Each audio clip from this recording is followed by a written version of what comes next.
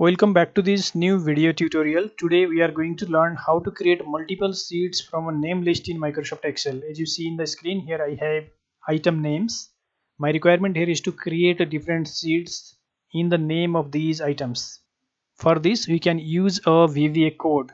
The code required for creating the sheet is here in my notepad. I'll put this code in the video description below from where you can copy.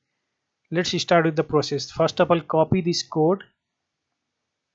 Then click on the Developer tab of Excel, then Visual Basic. In the VBA window, click on Insert, then Module. Here paste the copied code. Now we have to make here a change. That is, we have to update the range. Here you can see the range is given J18 to J20. We have to replace this by our actual range where there is item names, like it is from B4 to B14. So here we have to make it B4 to B14. After making this change, simply click on this run button, and here you see all the sheets are already created. Now you can delete this code from here, then close the VBA window.